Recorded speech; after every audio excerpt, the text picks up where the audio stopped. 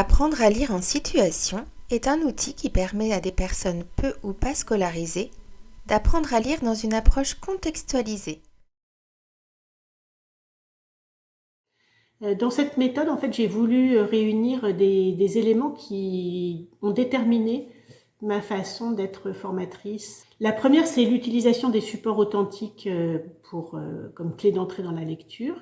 J'ai utilisé les techniques de la MNLE de Madame de Keyser. Le récit devient un texte que les apprenants apprennent à lire et puis progressivement apprennent à écrire aussi. Et puis pour finir, il y a eu le confinement. Et ça m'a donné l'idée d'une méthode qui, grâce à des consignes audio, permettent aux gens de travailler en autonomie. À partir de documents qu'ils rencontrent fréquemment dans leur vie quotidienne en France. Par exemple, des billets de train papier ou numériques, un bordereau pour envoyer un courrier en recommandé, une facture ou encore un SMS. Tous les documents authentiques sont présentés dans un livret joint au manuel et également téléchargeable sur le site de Hachette. Chaque document constitue une unité indépendante et chaque unité est décomposée en 3 parties. Je lis, je comprends, je m'entraîne, j'ai appris. Les conseils que je peux donner aux formateurs. Le premier, c'est d'être très vigilant sur le niveau de compréhension d'expression orale de leurs apprenants.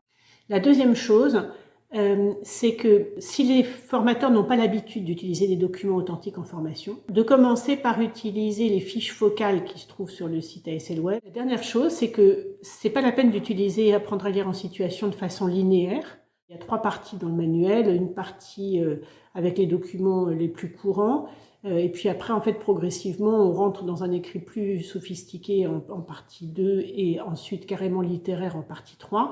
Donc il faut commencer évidemment par la partie 1, mais dans la partie 1, vous pouvez travailler avec le groupe d'adultes sur quel document ils préfèrent choisir pour commencer. La démarche proposée part de l'identification de la fonction sociale du document, c'est-à-dire le type de document et à quoi il sert, et va jusqu'à l'acquisition du code, c'est-à-dire la possibilité de lire les mots contenus dans le document. C'est une approche progressive qui va du global au particulier.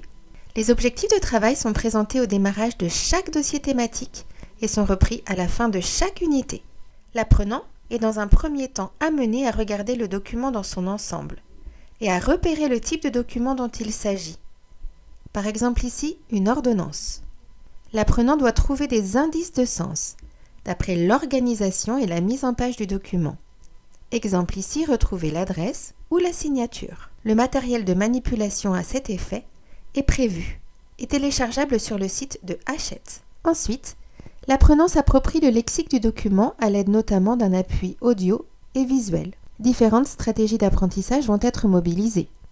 Par exemple, l'observation, l'hypothèse, mais aussi la comparaison, avec un entraînement systématique à repérer les mots travaillés dans 2 graphies courantes. L'écriture script en majuscules et en minuscules. Le classement et l'ordre alphabétique sont également proposés. Le repérage de certaines lettres spécifiques ou de certaines syllabes via des exercices de discrimination visuelle également, tout comme l'association de syllabes pour former un mot. Les mots seront ensuite organisés pour former une phrase que l'apprenant s'entraînera à lire de manière linéaire. À la fin de chaque dossier thématique, une activité d'auto-évaluation est proposée afin d'aider l'apprenti lecteur à se constituer un répertoire lexical.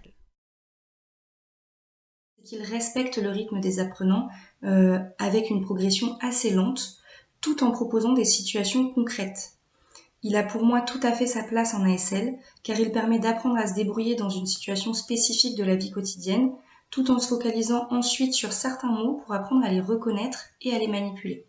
Il redonne vraiment du sens à l'apprentissage de la lecture, même avec peu d'heures de cours. De plus, d'un point de vue enseignant, cet ouvrage est très bien structuré et propose des documents et photos qui n'est pas toujours simple de trouver par nous-mêmes. Donc c'est vraiment un support que je recommande vivement, à la fois structurant, bienveillant et motivant pour des apprenants.